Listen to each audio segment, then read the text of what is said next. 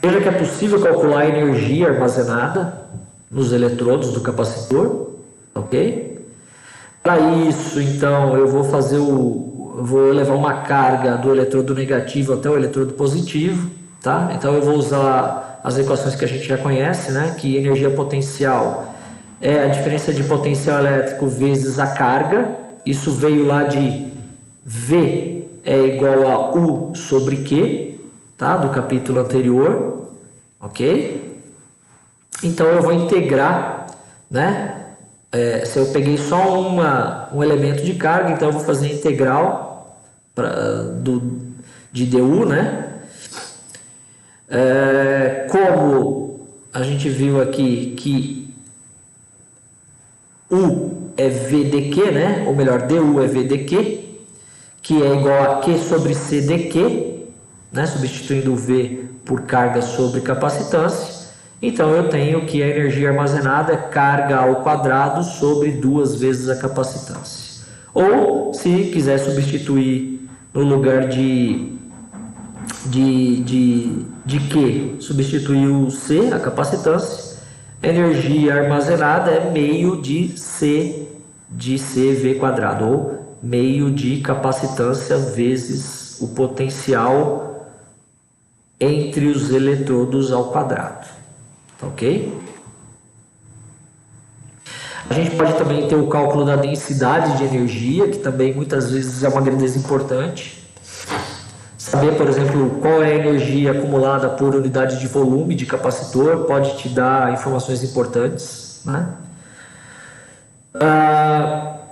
Para isso a gente vai fazer, a gente vai usar o volume, né? Que o volume nada mais é do que a área do eletrodo vezes a distância. Essa é o volume entre os eletrodos, tá certo?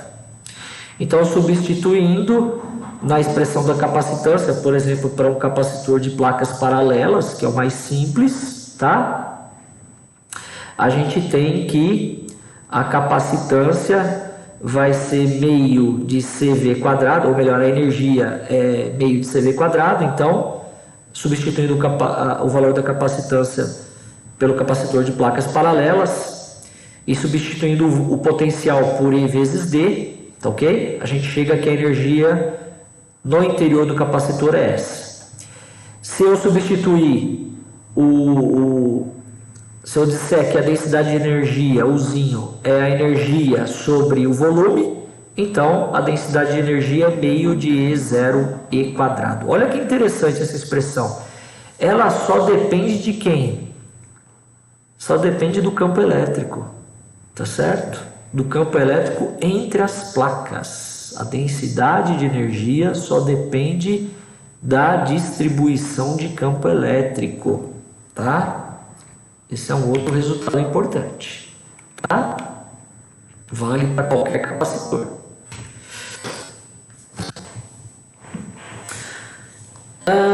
Ok.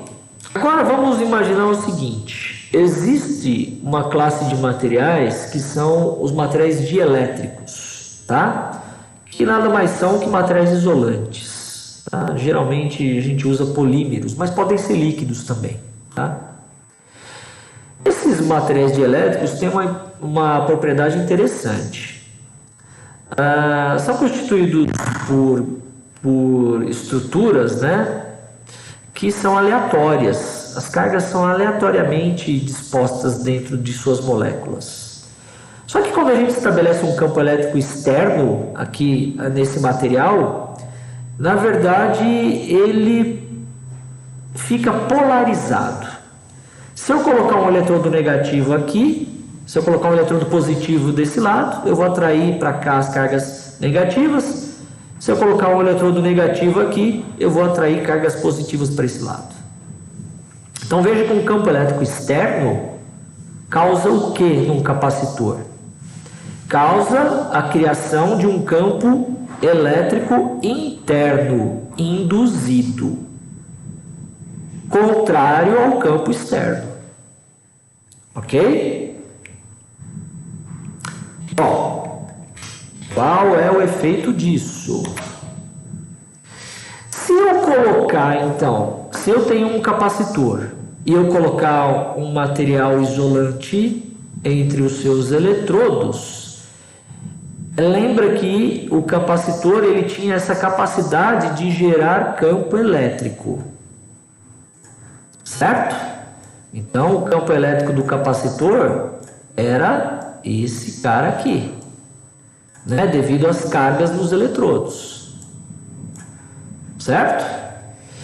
Se eu colocar o material isolante aqui no meio, eu vou induzir uma polarização, ok? Então aqui vão ter cargas negativas atraídas ou induzidas eletrostaticamente por esse eletrodo, e aqui eu vou ter cargas positivas induzidas por esse outro eletrodo. Então veja que o campo externo que veio dos eletrodos do capacitor, ó, que é esse E0, induz, na verdade, no material um campo contrário, que é esse E'. E, portanto, o campo elétrico resultante no interior do capacitor vai passar a ser agora um campo menor, que é a soma vetorial, né, de E0 mais E'.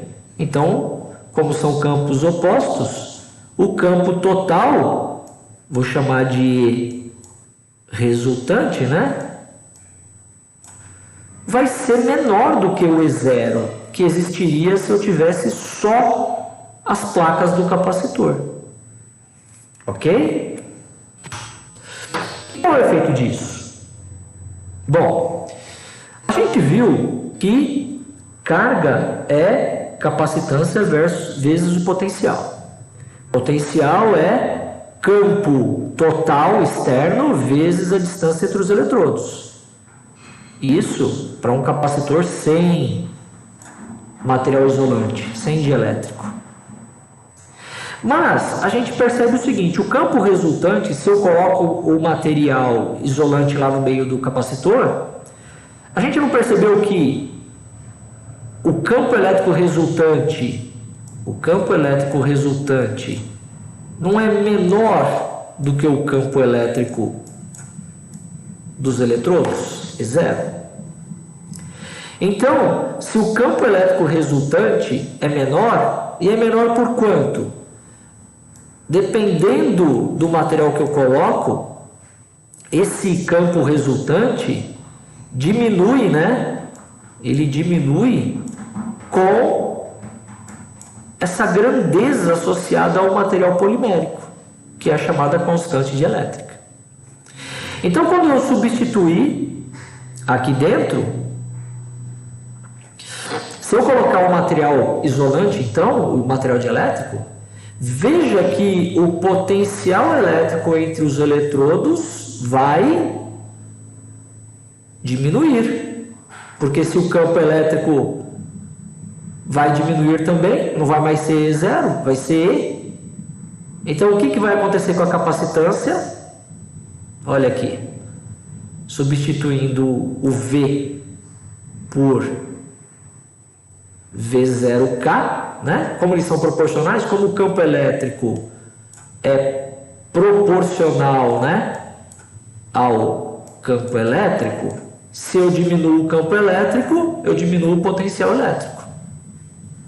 Então, a capacitância vai diminuir por um fator K. Ou melhor dizendo, o potencial elétrico diminui por um fator K, me perdoe.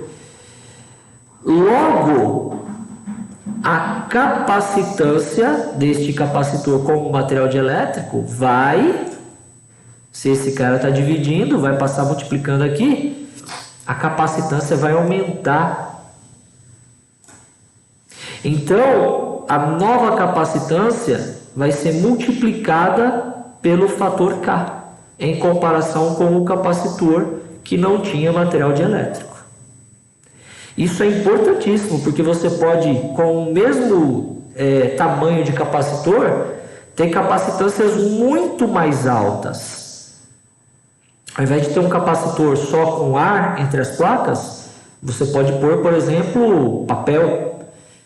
E com isso você aumenta a capacitância dele. Tá? Olha lá, ó. Essa é a tabela de constante dielétrica de vários materiais. Olha o ar. A constante dielétrica é aproximadamente 1. Se você colocar poliestireno, 2,6. Papel, 3,5. Vidro, 4,7. Porcelana, 6,5. Silício, 12. Etanol, 25. Água, a 20 graus, 80. Então, se você preenche com esses materiais para um capacitor de mesmo tamanho, você multiplica a capacitância dele. Muitos desses capacitores comerciais são com materiais cerâmicos, como isolante, ou com óleo, tá ok? Pode-se usar um tipo de óleo também dielétrico, tá? De altíssima constante dielétrica, tá ok? Bom, todas as expressões, né, quando você coloca o dielétrico, vão ser multiplicadas pela constante dielétrica do material, tá certo, pessoal? Isso aqui tem que ficar claro.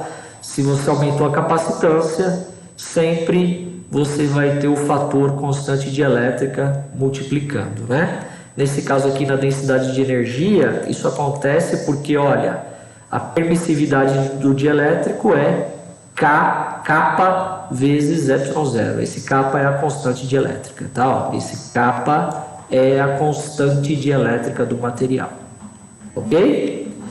Então, nas expressões de densidade de energia, onde a gente tinha a permissividade do vácuo, a gente vai ter agora a permissividade do dielétrico, que é epsilon ou kappa vezes ε0, que é a permissividade do vácuo.